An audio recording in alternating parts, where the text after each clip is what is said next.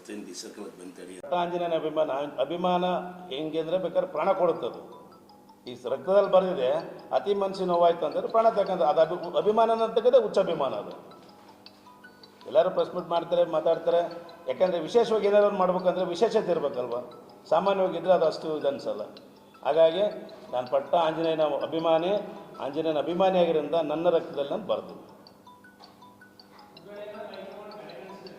ಮುಂದಿನ ಹೈಕಮಾಂಡ್ ಕಡೆಗಣಿಸಿದ್ರೆ ಮುಂದಿನ 28 ಚುನಾವಣೆಯಲ್ಲಿ ಮಾದಿರೆಲ್ಲ ಕೈ ಕೊಡ್ತಾರೆ. ಅವ್ರು ಇಷ್ಟ ಬಂದ ಪಕ್ಷಕ್ಕೆ ಸೇರ್ಕೊಂತಾರೆ. ಈಗ ಆಲ್ರೆಡಿ ಮೊನ್ನೆ ಚುನಾವಣೆ ನೋಡಿರಿ, ದಾವಣಗೆರೆ ಇದರಲ್ಲಿ ಚುನಾವಣೆ ಆದಂಥಗೆ ಯಾವುದೊಂದು ಮೀಸಲಾತಿ ಇದಕ್ಕೋಸ್ಕರ 130-140 ವರ್ಷದಿಂದ ನಾವು ಕಾಂಗ್ರೆಸ್ನ ಜೊತೆಗಿದ್ದೀವಿ. ನಾವು ಇನ್ನೂ ಎಷ್ಟು ವರ್ಷದಿಂದ ಕಾಂಗ್ರೆಸ್ನ ಜೊತೆಗೆ ಇರಬೇಕು ಅಂದರೆ ನಮ್ಮನ್ನು ಇಲ್ಲೇವರೆಗೂ ಓಟ್ ಹಾಕ್ಕೊಂಬಂದಿದ್ದೀವಿ. ಇನ್ನು ಮುಂದೆ ಆದ್ರೂ ನಮ್ಮನ್ನು ಸರಿಯಾಗಿ ಬಳಸ್ಕೊಳ್ಬೇಕು.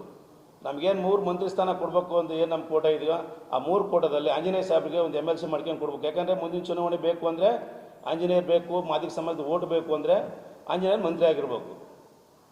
ಆಂಜನೇಯ ಬರೀ ಹೊಳಲ್ಕೆರೆ ಕ್ಷೇತ್ರಕ್ಕೆ ಮಾತ್ರ ಆಂಜನೇಯ ಅಲ್ಲ, ಇಡೀ ರಾಜ್ಯಕ್ಕೆ ಆಂಜನೇಯ. ಇದು ರಾಜ್ಯಕ್ಕೆ ಮೀಸಲಾತಿ ಕೊಡಿಸಿದಂಥ ದೇವರು ಆಂಜನೇಯನ 2ನೇ ಅಂಬೇಡ್ಕರ್ ಅಂತ ಕರೀತಾರೆ ನಮ್ಮ ರಾಜ್ಯದಲ್ಲಿ. ಅವ್ರು ಕಂಡ್ರೆ ಯಾರಿಗೆ ಆಗುತ್ತೋ ಬಿಡುತ್ತೋ ಗೊತ್ತಿಲ್ಲ, ಅದು ಅವ್ರವ್ರ ವೈಯಕ್ತಿಕ ವಿಚಾರ. ರಾಜ್ಯದಲ್ಲಿ ಆಂಜನೇಯನ 2ನೇ ಅಂಬೇಡ್ಕರ್ ಅಂತ ಕರೀತಾರೆ, ಸಿದ್ದರಾಮಯ್ಯನ ಅಂಬೇಡ್ಕರ್ ಅಂತ ಕರೀತಾರೆ. ಯಾಕೆಂದರೆ ಸಾಮಾಜಿಕ ಪರವಾಗಿ ನ್ಯಾಯಪರವಾಗಿ ಕೆಲಸ ಮಾಡುವಂಥವ್ರು ಯಾರೇ ಇರಲಿ ಅವ್ರನ್ನ ಅಂಬೇಡ್ಕರ್ ಅಂತ ಕರೆದು ತಪ್ಪಾಗಲ್ಲ. ಅವ್ರು ಹೋಲಿಕೆ ಮಾಡೋದು ತಪ್ಪು, ಬಟ್ ಅವ್ರ ಕೆಲಸಗಳಿಗೆ ಆಧಾರವಾಗಿ ಕರಿಬೋದು.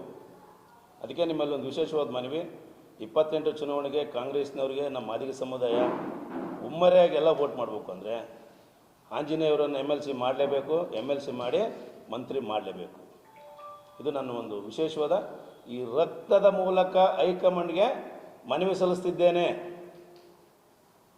ಇನ್ನು ನಾನು ತಂದ್ರೆ ಬ್ಲಡ್ ಇದೆ ನನ್ನ ಜೋಬಲ್ಲಿನ, ತೋರಿಸ್ಲಿ ಬ್ಲಡ್ಡು.